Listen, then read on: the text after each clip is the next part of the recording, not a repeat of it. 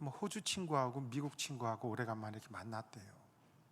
호주에서 만났는데 처음에는 만나가지고 야 오래간만이다 반갑다 끌어안고 뽀뽀하고, 근데 하루 이틀이 지나가면서 막 짜증나기 시작해요. 왜냐하면 미국 친구가 호주 친구한테 자꾸 미국 자랑을 해요. 우리 미국은 빌딩이 이렇게 높은데 니네 나라 빌딩은 이렇게 작냐, 우리 미국은 수박이 이따만한데 니네 나라 수박은 왜 요따만하냐, 그러니까 우리는 큰데 높은데 많은데 니네 건 이렇게 작냐, 이런 얘기 자꾸 들으니까 짜증나요. 그렇죠?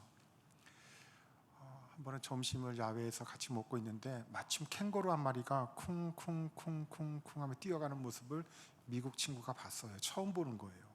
그래서 밥 먹다 말고 야 저게 뭐냐, 호주 친구가 이렇게 물어봤어요. 밥 먹다 말고 오늘도 짜증나는데 뭘 물어보는 거야, 이렇게 쳐다 보니까 캥거루 보고서 저게 뭐냐 이렇게 물어보다.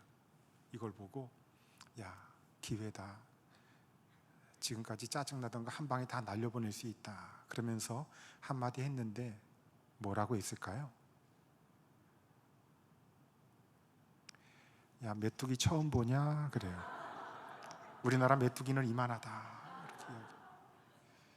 세상의 자랑이죠. 세상에서는 큰 거 높은 거 많은 걸 가지고 탑을 쌓는 것 가지고 얼마나 삶에 공적을 많이 남겼느냐 뭐 이런 걸 가지고 평가할지 모르지만 하나님께서 기뻐하시는 건, 하나님께서 평가하시는 건 그게 아닐 것 같아요.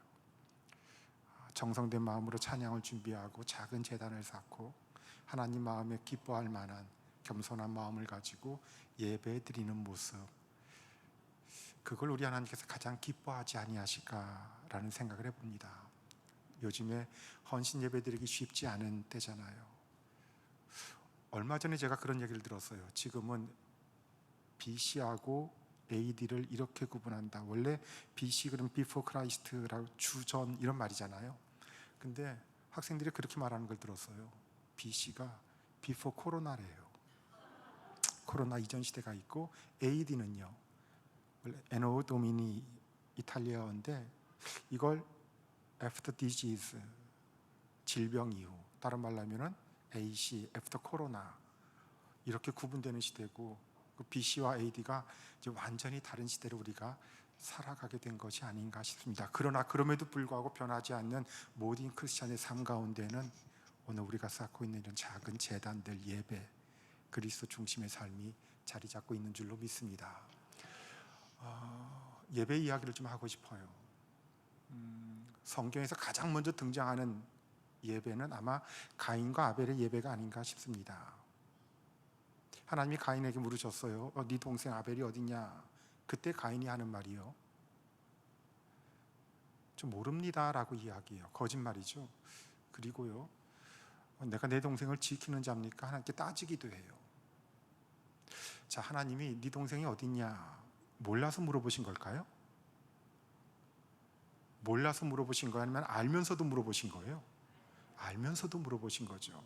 이런 질문이 사실 우리들 삶 가운데에도 하나님께서 물어보실 때가 있어요. 너 어떻게 살고 있냐? 몰라서 묻는 거 아니에요. 너 얼마나 아프냐? 몰라서 묻는 거 아니고요. 분명히 우리들 삶 가운데 우리들 영혼 깊숙이 들려주신 하나님의 메시지가 있고 음성이 있다는 이야기예요.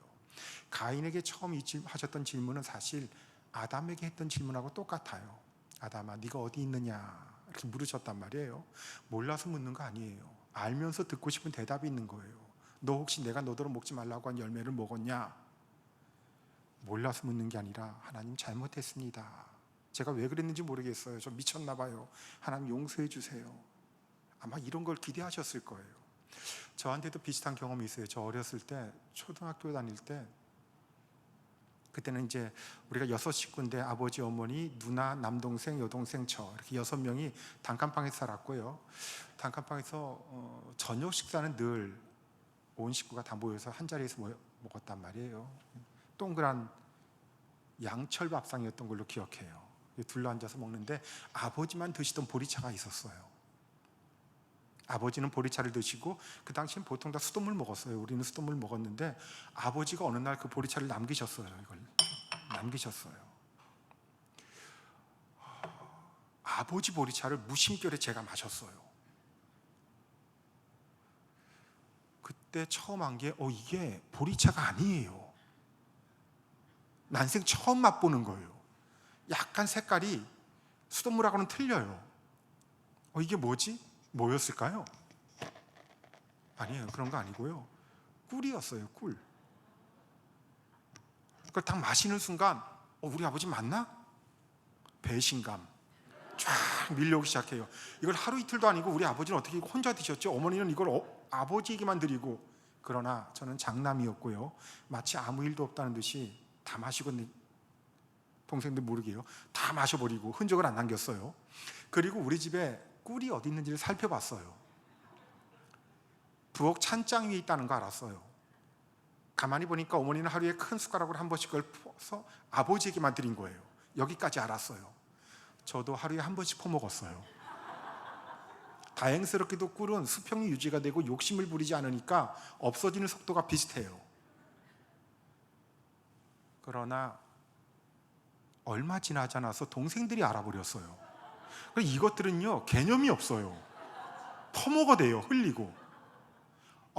이러다 큰일 나겠다 싶었는데 급기야 어머니가 저한테 물어보셨어요. 너 이사야.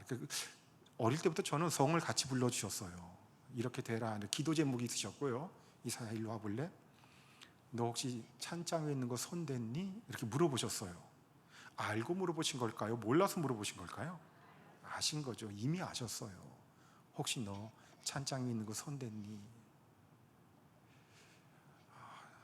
억울했어요. 제가 손댄 거 맞고요. 먹은 것도 맞아요. 근데 저는 조금밖에 안 먹었어요. 하루에 한 번씩만 먹었는데 쟤네들 때문에 그런 거예요. 뭐라고 이야기했냐면, 초등학생 마음에요, 이게 너무 억울해가지고 나는 요거밖에 안 먹었는데 저것들이 다 처먹었어요 라고 이야기했어요. 근데 우리 어머니는 더 이상 저를 혼내지 않으시고요, 고개를 돌리셨던 걸 기억해요. 그런 걸 기대하셨던 게 아닌 거예요. 아마 뭘 기대하셨을까 생각해 보면은, 엄마 미안해, 내가 나중에 돈 벌면 이거 많이 사줄게. 아마 이런 걸 기대하셨던 게 아닐까. 말도 안 하고 혼자 허락도 안 받고 먹어서 정말 미안해, 막 이런 걸 기대하셨을 것 같아요. 근데 저것들이 다 처먹었어요 라고 하는 말을 듣는 순간 실망감. 하나님도 마찬가지죠. 몰라서 물어보시는 게 아니에요. 우리 마음속 깊은 곳에 예배를 통하여도 삶 가운데 들려주시는 음성이 있다면 우리가 하나님 앞에 바른 어떤 모습으로 나오기를 기대하고 있는 거죠. 예배 시간을 통해서 우리에게 들려주시는 음성이 있다면 하나님이 뭘 원하실까? 또 우리 시대에, 코로나 시대에 우리에게 원하는 예배, 하나님께 정말로 기뻐하실 만한 성도의 삶이 있다면 무엇일까? 그걸 찾아볼 줄 아는 정말 멋진 감리교인들, 탑동교회 식구들 다 될 수 있기를 우리 주님의 이름으로 축원드립니다. 자, 가인에게 그렇게 물어보시기 전에 일단 가인의 직업이 나와요. 가인은 농사하는 자였고 동생 아벨은 뭐 하는 사람이었다고요? 양치는 자였다. 그런데 하나님이 아벨의 제사는 연락하시고 가인의 제사는 연락하지 아니하셨더라. 어릴 때부터 저는 부흥회 다니는 거 좋아했거든요. 그래서 하나님은 육식을 좋아하시는 줄 알았어요. 근데 그때 들었던 부흥 강사님의 메시지 가운데에는 모든 예배에는 그리스도의 피가 있어야 되는데 가인의 예배에는 피가 없다. 곡식이기 때문에 피로 상징될 만한 것이 없다. 아벨의 예배에는 그게 있다. 지금도 그 메시지는 아주 강하게 남아있어요.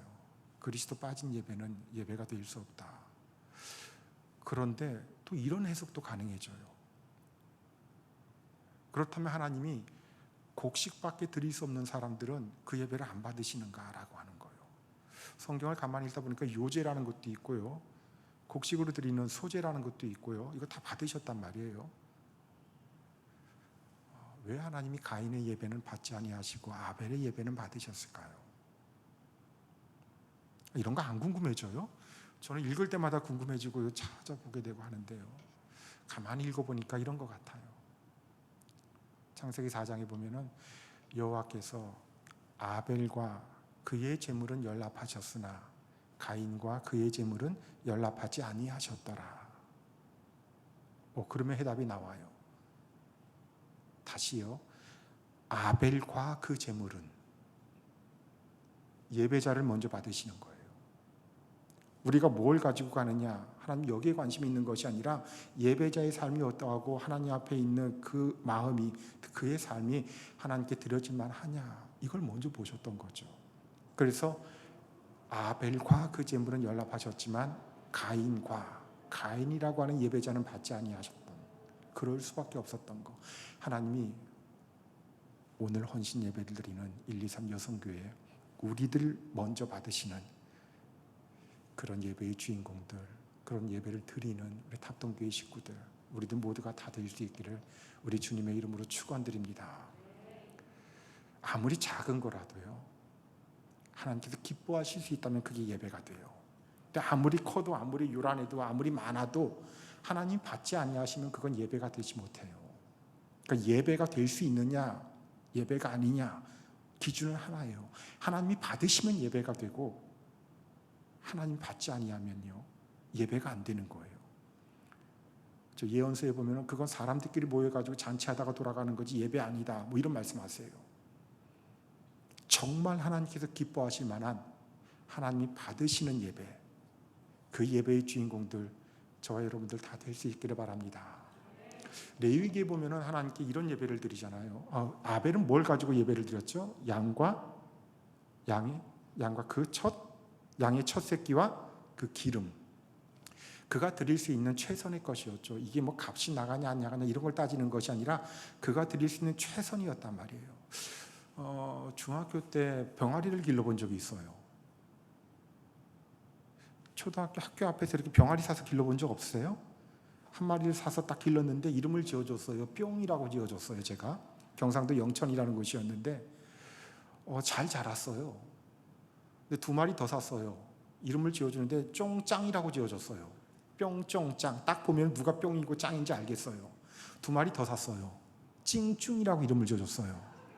뿅쫑짱 찡쭝. 딱 보면 누가 누군지 알 것 같아요. 근데 보통 그렇게 구입한 건, 문방구 앞에서 구입한 건 이렇게 중간에 죽는 경우가 많은데 5마리가 다 잘 자랐어요. 근데 우리 아버지가 저한테 그 중에 한 마리는 첫 열매로 우리 목사님, 시골이었거든요. 목사님 드렸으면 좋겠다.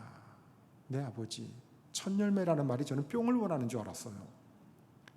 그런데 우리 아버지 장로님이신데 보실 때에는 뿅보다 쫑이 훨씬 더 컸어요. 이게 첫 열매란다. 그리고 저한테 가르쳐 주셨어요. 가장 귀한 거, 가장 좋은 거,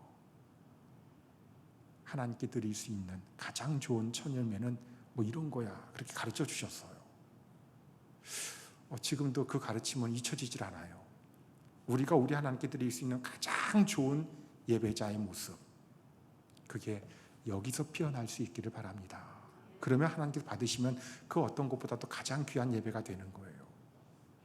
레위기에서 부자들은 뭘 바쳐요? 소를 바치죠. 국가적인 예배를 드릴 때, 또는 정말 부자가 예배 드릴 때, 왕이 예배 드릴 때, 그때는 소를 바쳐요. 팔다리 잘라내고 각을 뜨고 난 다음에 안에 있는 지저분한 거 빼버리고 태워서 바친단 말이에요. 예배 드릴 때, 근데 그 소를요 제사장이 잡을까요? 아니면은 가지고 온 평신도가 잡을까요? 가만히 읽어보면 평신도가 잡아요. 제사장은 피를 뿌려요. 이렇게요. 평신도가 잡는 이유가 있어요. 만약에 제사장이 잡으면요 한두 마리도 아니고 탈진해버려요. 그 모든 예배는 제사장과 평신도가 같이 협력해서 드리는 거예요. 우리 탑동교회 예배는 그렇게 협력하는 예배, 하나님께서 기뻐하시는 예배, 그렇게 드리는 줄로 믿습니다. 어떤 사람은 봉사위원이 되고 어떤 사람은 기도자가 되고 또 찬양을 맡아서 해주시고, 그러면서 예배가 예배답게 만들어져 나가고 다듬어지는 것이 아닌가 싶어요. 그런데 소를 바친다고 했잖아요. 평범한 서민들은요, 중산층은 뭘 바칠까요? 양이나 염소를 바쳐요. 정말 가난한 사람들 있죠. 이 사람들도 예배자가 돼요. 진짜 가난할 때는 소나 양을 못 바치는 사람들 뭘 바칠까요? 비둘기를 바쳐요. 근데 소나 양이나 염소는요, 팔다리 잘라내고 각을 떠서 이렇게 번제로 바치는데 비둘기 같은 경우에는 얘기가 달라요. 어떻게 드리냐면 날개 끝을 잡고 찢 때 아주 찢지 말고 이렇게 말씀하세요. 날개 끝을 딱 잡고 찢 때 아주 찢지 말고. 자, 여기 비둘기 있어요. 보여요? 보여요? 네, 저도 보여요 지금요. 딱 잡고서 찢어요.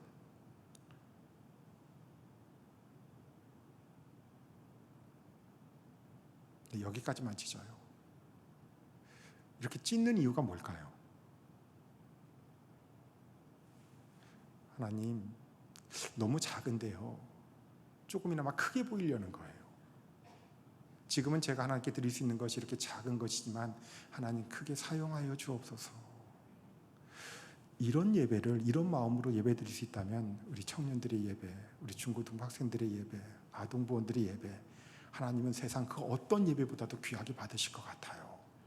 지금은 이렇게 초라하고 작고 보잘것없어 보이지만 하나님이 사용하실 수 있다면 가장 귀한 재물, 저 그렇게 쓰임받고 싶어요. 그런 교회 되고 싶고 그렇게 하나님께서 사용하시는 그런 예물, 그런 예배자가 되고 싶어요. 아주 찢지 말고, 완전히 찢으면 더 작아지니까요. 찢어지기 직전까지 찢는 거예요. 이게 과부의 2렙돈 같은 그런 예물이 아닐까 싶어요.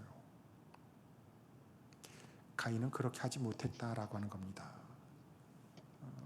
가인같이 하지 말라. 그는 악한 자에게 속하였다. 평상시 지 하고 싶은 대로 마음대로 살다가 하나님 여기 예물이 있어요라고 바친다라고 해서 그것이 예배가 되는 것이 아니더라라고 하는 거예요.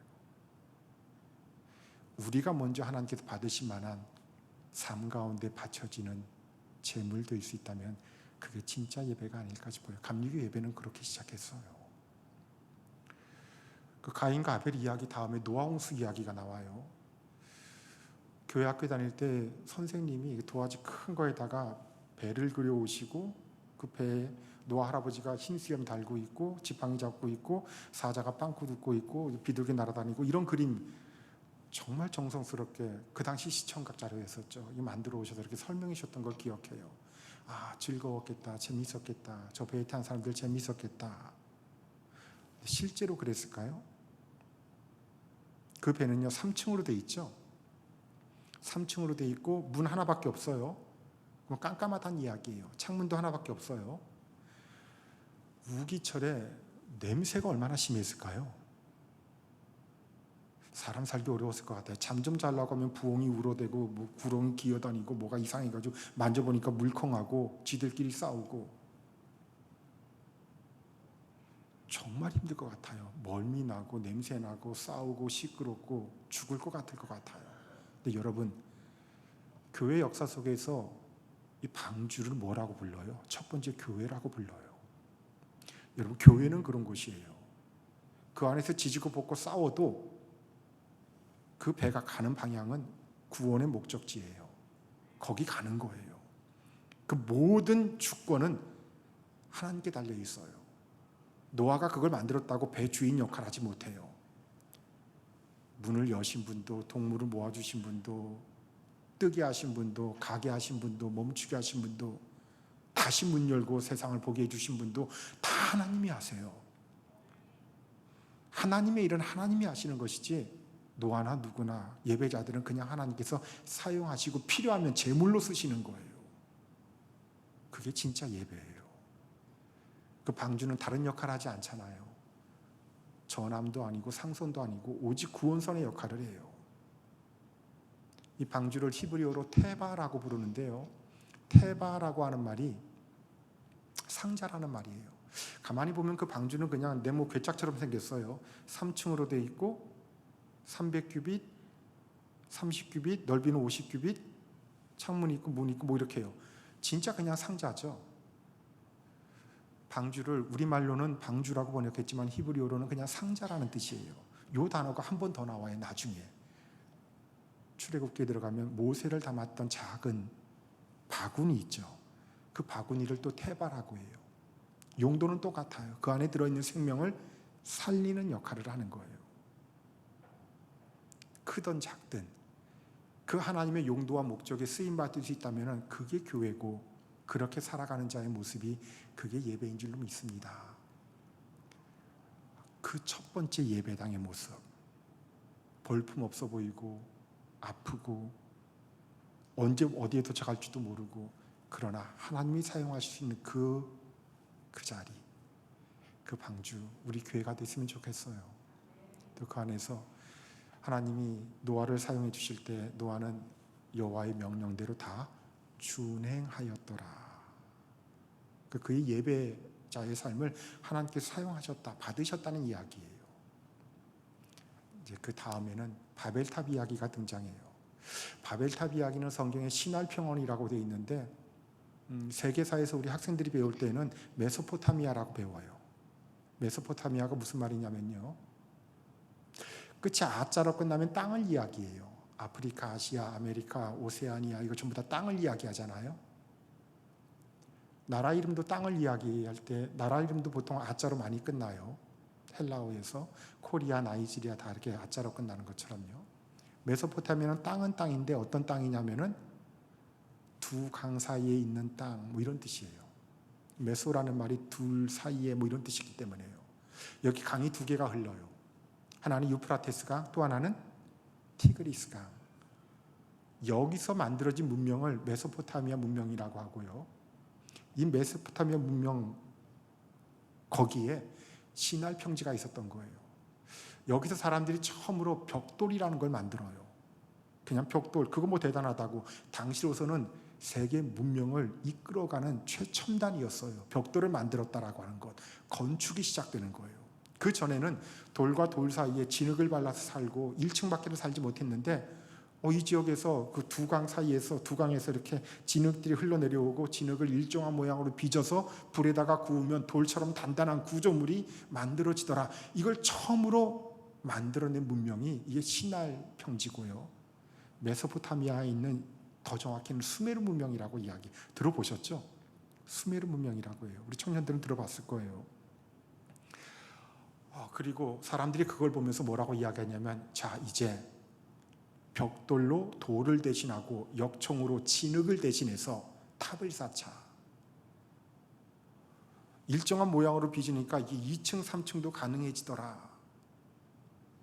이건 단순히 미장의 기술이 발전했다는 것이 아니라 건축이 형성된다라고 하는 건 수학, 기하학, 물리학 이런 것들이 동시다발적으로 다 발전했다는 이야기가 되는 거예요.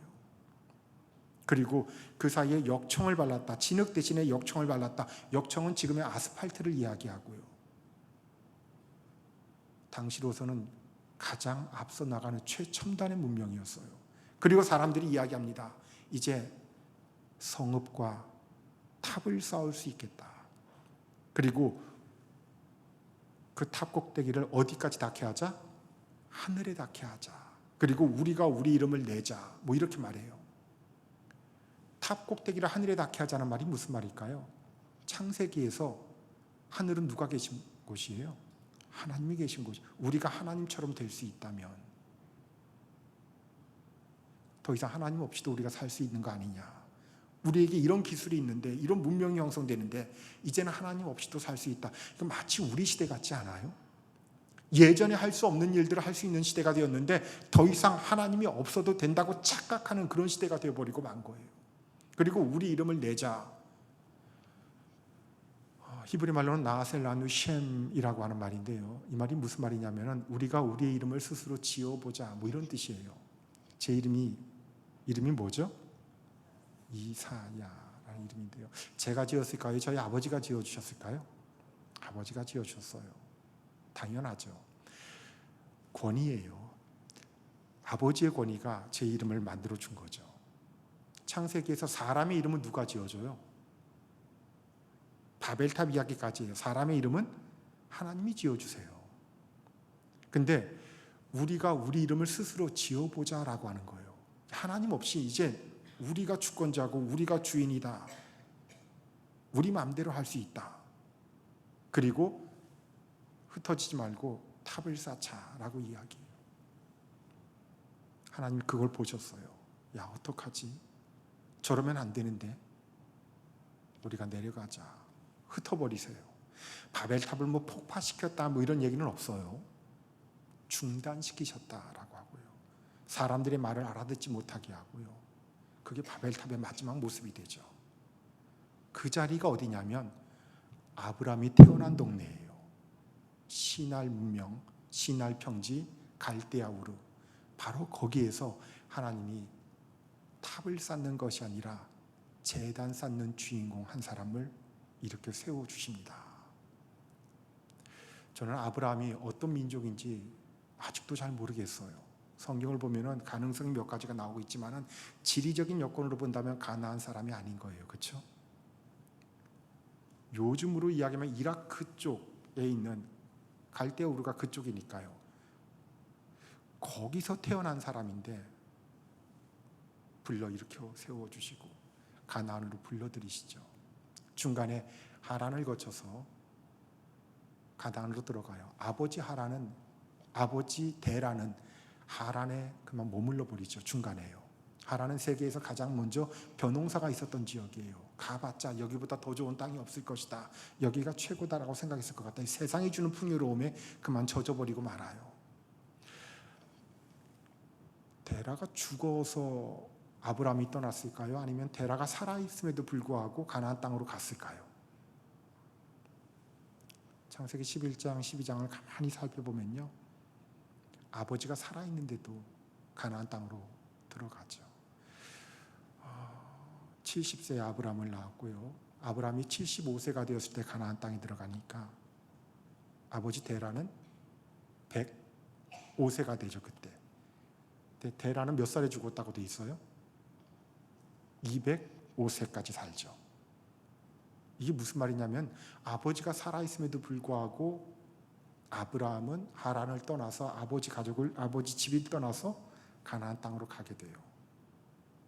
갈 수 있었던 유일한 기준은 아브라함이 여호와의 말씀을 따라 갔고 이거밖에 없어요.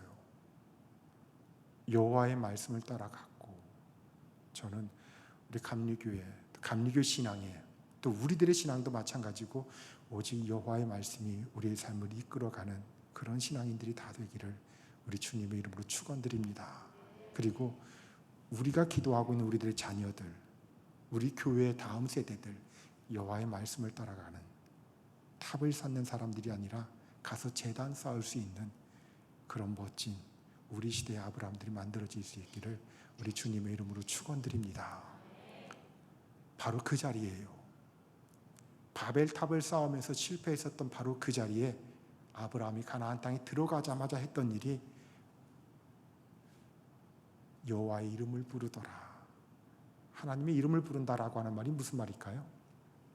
기도하더라라고 하는 말이에요. 그리고 거기서 제단을 쌓았다. 우리가 읽은 성경 구절이에요. 거기서 제단 쌓더라라고 하는 거예요. 사람이 자기 이름을 스스로 짓기 위하여서 하나님 없이도 살 수 있다고 하면서 탑을 쌓을 때는 하나님께서 그 탑 문명을 아예 중단시키시고 역사 속에서 사라지게 만드셨지만은 여호와의 말씀을 따라가면서 제단을 쌓고 있는 자, 예배자죠. 그 예배자의 이름은 하나님께서 내가 너희 이름을 창대케 하리니라고 약속해 주세요. 그 이름을 드높여 주신다라고 했고요. 사람이 자기 이름을 내려고 할 때는 하나님이 여지없이 중단시키시고 사라지게 하셨지만 제단 쌓는 그 사람의 이름을 가장 크게 하시고 가장 빛나게 하시고 가장 위대한 구원의 역사에 사용하시더라라고 하는 겁니다. 그러면서 약속해 주세요. 너의 자손이 그리고 이제 너의 땅이 이러할 것이다. 예배자에게 주어지는 우리 하나님의 은혜예요. 이 은혜가 오늘 헌신 예배를 드리는 123 여성교회에도 넘치시고요. 또 이 재단에서 함께 예배하는 모습을 보며 그 동참하는 우리 젊은이들, 또 교회 모든 식구들에게도 가득가득 넘치시기를 빕니다. 그러나 결코 쉬운 건 아니에요. 아브라함 입장에서도 하나님을 섬기며 살아간다라고 하는 거 그거 결코 쉬운 게 아니었고요. 9절 말씀까지 읽었는데 점점 남방으로 내려갔더라. 사막이거든요. 우리말로는 남방이라고 번역되어 있지만 히브리 말로는 그냥 네게브, 광야라고 하는 뜻이에요. 어쩌다가 여기 기근이 한 번 있는 것이 아니라 늘 기근이 찾아와요. 앞으로도 찾아올 것 같아요.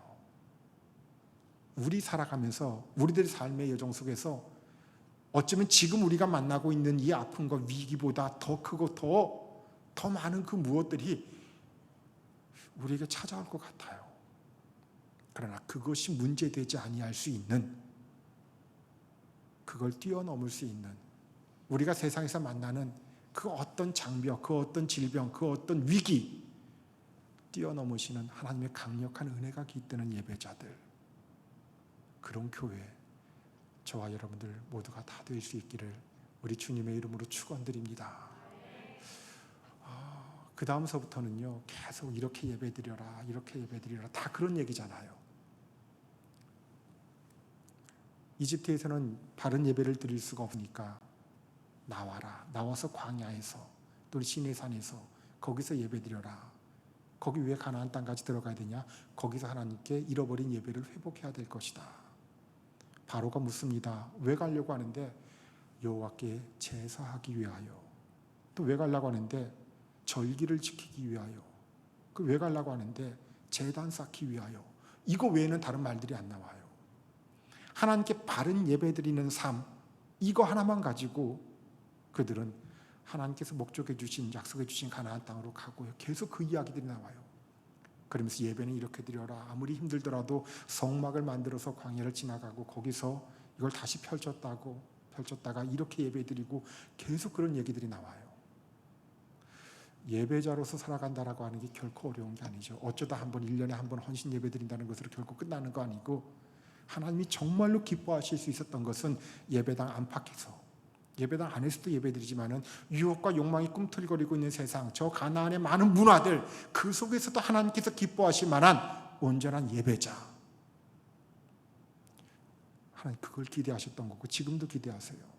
그러나 저는 정말 깜짝 놀라는 부분들이 있는데, 뒤로 갈수록 하나님이 이렇게도 말씀하시네요.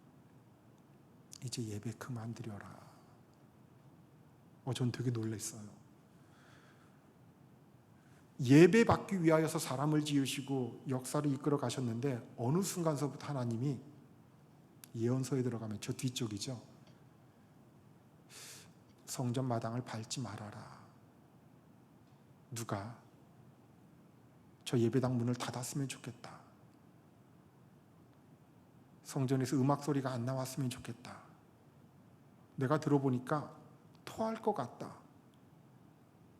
너무 시끄럽다. 사람들이 예배드리는 모습이 마치 살인하는 것 같다.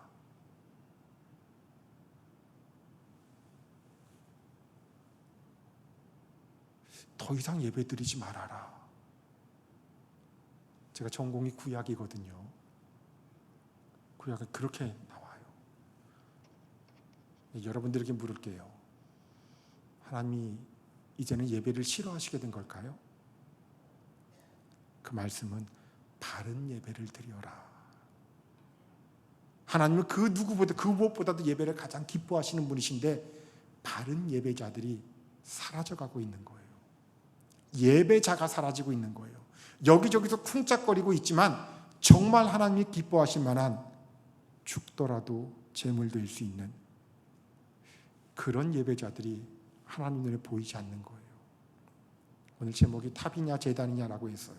탑과 제단을 구분할 수 있는 유일한 기준은 저는 제물이라고 봐요. 제단에는 제물이 있어요. 그 제물이 바로 우리들이에요. 거기서 우리가 죽어야 되는데, 우리 목소리 내고 이래야 된다고 저래야 된다고 하나님의 뜻을 앞서가게 되면 죽어야 될 제물이 어떻게 고개를 드냐고요. 하나님 기뻐하시는 대로, 사도 바울의 표현대로 한다면 나를 관제로 사용하신다라고 할지라도 그것이 감사할 수 있는 그런 우리들 되게 하여 주옵소서. 구약시대나 신약시대나 성경시대에는 하나님 기뻐하시는 예배자들이 10% 정도였고요. 그리고 사람이 자기들 좋아하는 대로 드리는 예배자들이 90% 정도였다라고 이야기해요. 10%는 말씀대로 순종하며 살아가고자 했었던, 세상이 볼 때는 좀 융통성도 없는 것처럼 보여요. 그러나 이쪽은 인기 있는 하나님 신앙, 인기 있는 여호와 신앙, 좀 어려운 말로 파퓰러 야위즘이라고 하는데요. 파퓰러라는 말이 인기 있는 그런 말이잖아요. 사람들이 좋아하고 있는 그런 예배 방식, 사람들이 좋아하고 있는 자기 편한 대로 신앙생활하고 있는 거, 이게 90%나 됐다고 해요. 그러나 어렵고 힘들더라도 예배를 지키려고 엘리야 같은, 또 예언자들 같은, 히스기야 같은, 요시야 같은 다시 예배를 회복하고자 했었던 그 마음들이 모여서 드렸던 예배는 10%밖에 되지 않았다고 해요. 좀 어려운 말로 이쪽을 노머티브 야휘즘이라고 불러요. 10%의 하나님 기뻐하시는 예배자들, 90%의 인기 있지만 하나님이 기뻐하지 않는 예배자들, 우리는요, 그 10%가 우리가 되었으면 좋겠습니다. 오늘 헌신 예배를 드리는 우리 123 여성교회 회원들인 줄 믿고요, 바른 목회를 이끌어 가시는 김석기 목사님과 탑동교회 성도님들, 자랑스러운 감리교인들, 우리가 드리는 예배가 초라하고 때로는 작고 어렵고 이 더운 날 앞으로도 마스크 껴야 되고, 그러나 하나님이 기뻐하실 수 있다면, 하나님이 받으실 수 있다면 내 삶마저도 제물로 드릴 수 있습니다라고 하는 그런 멋진 예배자들, 진정한 예배자들, 헌신하는 이들, 우리들 모두가 다 될 수 있기를 우리 주님의 이름으로 축원드립니다. 기도하겠습니다.